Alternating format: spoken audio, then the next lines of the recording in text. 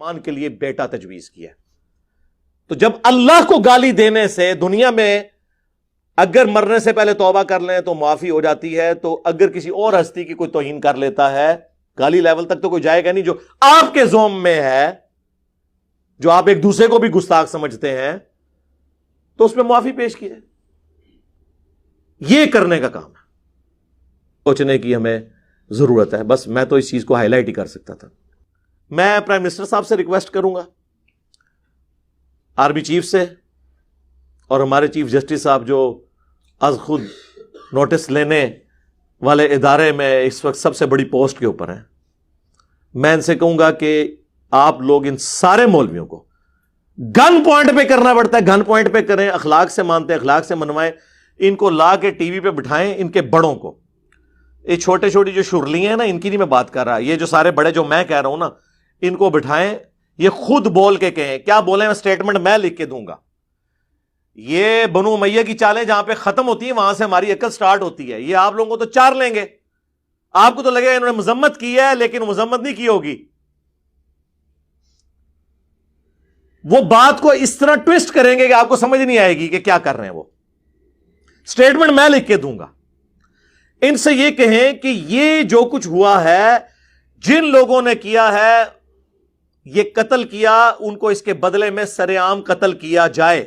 Plus آج تک جتنے لوگوں نے کسی گستاخ کو, جینون گستاخ کو بھی ماورائے عدالت ایکسٹرا جوڈیشل مرڈر کیا ہے, چونکہ اسلام کے روح سے ایکسٹرا جوڈیشل مرڈر کرنا, ماورائے عدالت قتل کرنا حرام ہے, لہذا ان سارے لوگوں کو قتل کیا جائے اور ان لوگوں کی پھانسیاں جسٹیفائی ہوں.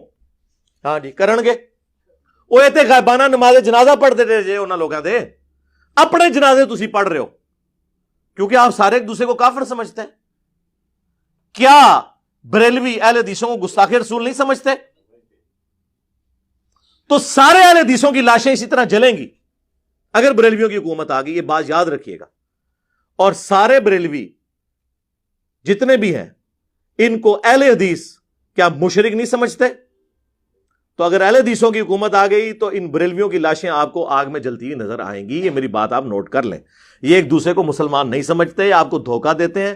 اس کی بھی سٹیٹمنٹ میں آپ کو لکھ کے دیتا ہوں کہ انہیں ان کے بڑے لکھ کے دیں کہ ہمارے سوا جتنے فرقے ہیں, اگرچہ ہم انہیں گمراہ سمجھتے ہیں, لیکن ایک نہ ایک دن یہ اپنا عذاب بھگت کے جنت میں جانے میں کامیاب ہو جائیں گے. آپ کو ایک عالم بھی یہ بات لکھ کے دینے کے لیے تیار نہیں ہوگا, کیونکہ وہ پھر ان کو ماننا پڑ جائے گا کہ یہ مسلمان ہے. ویسے کہہ دیں کہ ہم مسلمان مانتے ہیں, لیکن وہ تقیہ کریں گے, توریتن بات کر رہے ہوں گے. اس طرح آپ کو کبھی نہیں لکھ کے دیں گے.